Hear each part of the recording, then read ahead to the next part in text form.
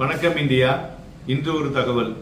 தங்கம் பார்த்தோம்னாக்க gold ETF மார்க்கெட்ல 6th ஹையஸ்டா குளோபலா இருக்கிறத இன்னைக்கு ரிப்போர்ட் வந்திருக்குங்க.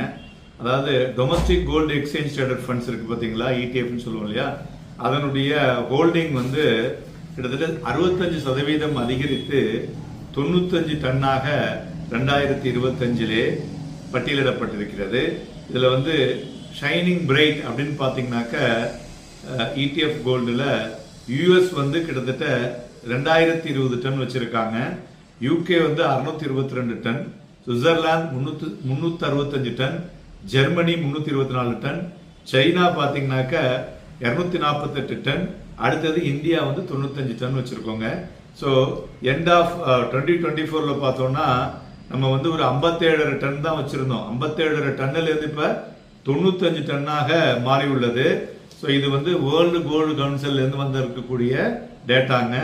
இன் டேர்ம்ஸ் ஆஃப் நெட் ஃப்ளோ பார்த்தோம்னா இந்தியா வந்து 3rd லார்ஜஸ்ட் ETF சொல்லலாம் மார்க்கெட்ல. அதே மாதிரி வேர்ல்டு கோல்டு கவுன்சில் என்ன எஸ்டிமேட் பண்றாங்கனாக்க நெட் இன்ஃப்ளோ இன்டு நம்மளுடைய இந்தியாவுடைய கோல்டு ETF பாத்தீங்கன்னாக்க $4.4 billion, 3.4 times compare with the 1.3 billion in 2024 சொல்றாங்க.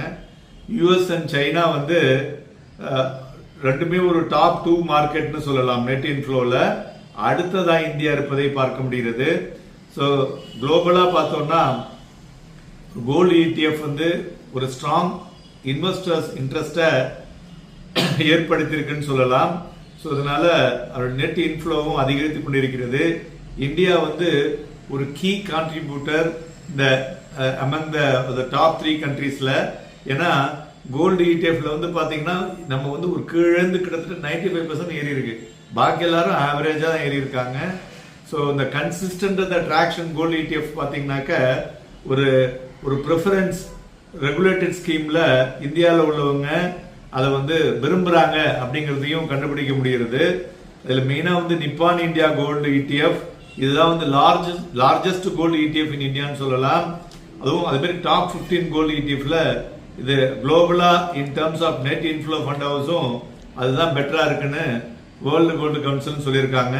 ஸோ இன்வெஸ்டர்ஸ் பார்ட்டிசிபேஷன் வியூல பார்க்கும்போது கோல்டு ETF போலியோ பாத்தீங்கன்னு வச்சுங்களேன், அதுவும் ஷார்ப்பா ஏறி இருக்கு. சில்வர் ETF பார்த்தோம்னா ஒரு மல்டிபிள் டைம்ஸ் வந்து அதிகரித்திருக்கிறது. ஸோ அதனால ஒரு ப்ரிஃபர்டு இன்வெஸ்ட்மெண்ட்டா அடுத்த ஒரு வருடம் இருக்கும் என்று எதிர்பார்க்கலாம். நன்றி, வணக்கம்.